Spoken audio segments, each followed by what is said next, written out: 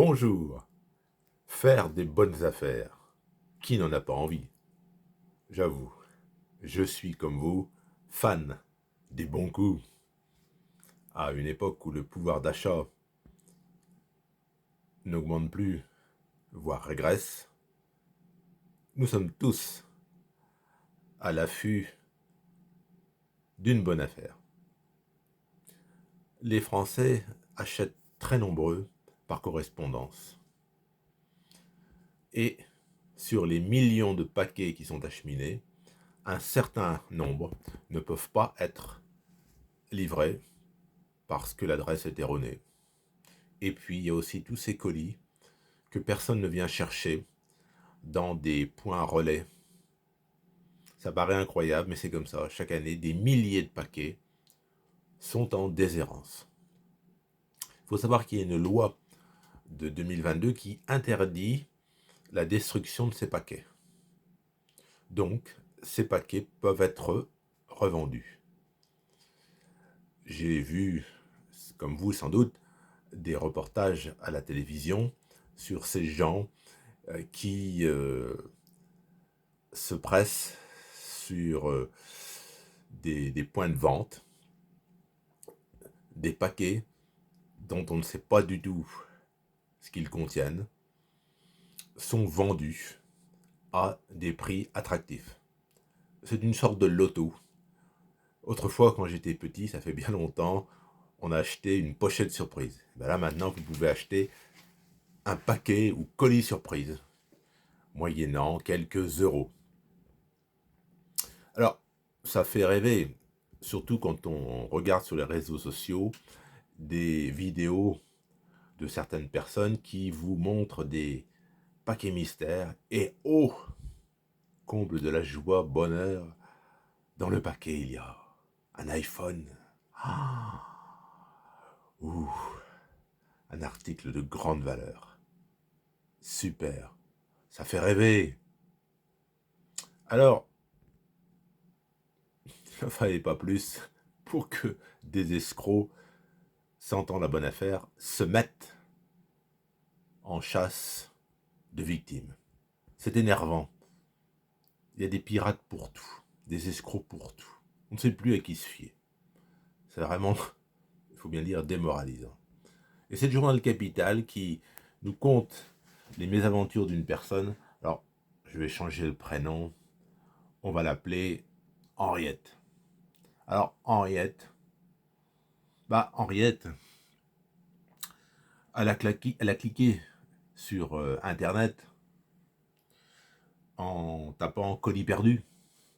Et puis, elle est tombée sur un site, colisperdu.com, une plateforme qui affirme centraliser des colis non livrés, non réclamés, et qu'elle revend pour permettre aux intéressés de découvrir des trésors oubliés.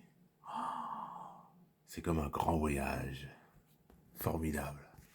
Alors, Henriette, elle continue de lire. Alors, sur colisperdu.com, on dit que de 5 kilos à 1 tonne de colis perdus, pour un prix allant de 40 à 4 000 euros.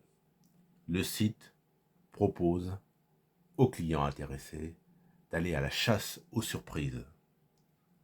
Avec des paquets qui n'ont pas été réclamés, ou des paquets perdus qui proviennent de Amazon, la Fnac, Cdiscount et autres acteurs connus.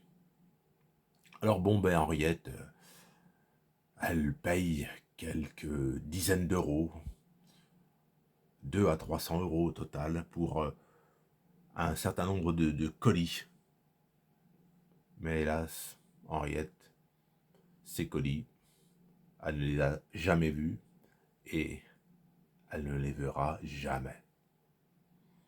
Elle a eu beau relancer 1 fois, 5 fois, 10 fois, par chat, par mail.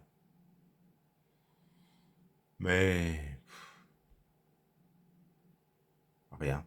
Et puis, à un moment, elle reçoit une réponse de la plateforme qui lui propose d'obtenir un remboursement. à condition d'envoyer un scan recto verso de sa carte d'identité, un RIB et un selfie.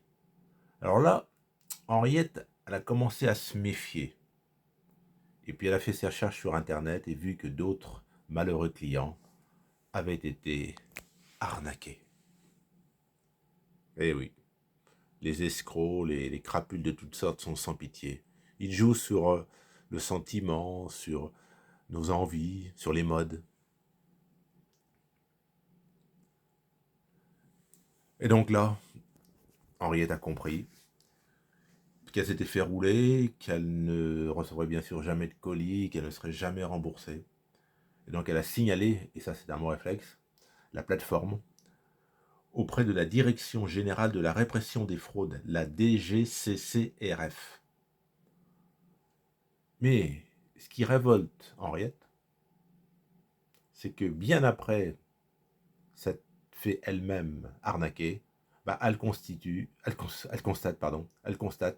que le site est toujours ouvert. Alors ça la choque Henriette, et on le comprend.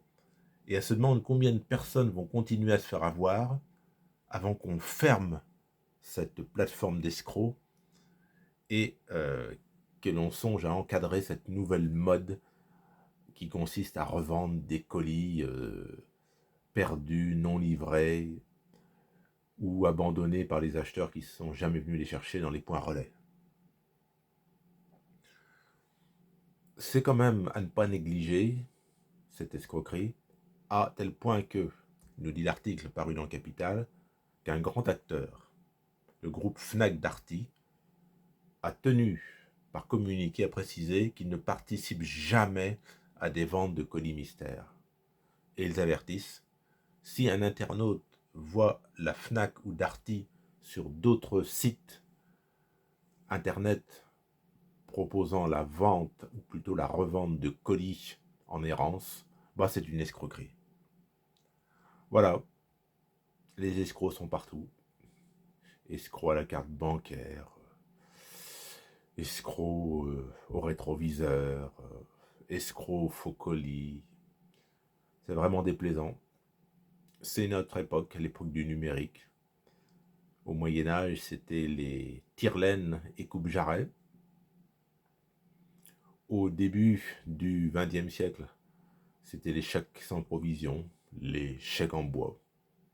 Et puis, on ne compte plus les arnaques, grandes ou petites. Il faut sans cesse, avoir l'œil ouvert, sans cesse se méfier de tout et de tout un chacun. Et c'est bien triste. N'hésitez pas, s'il vous plaît, à commenter cette vidéo.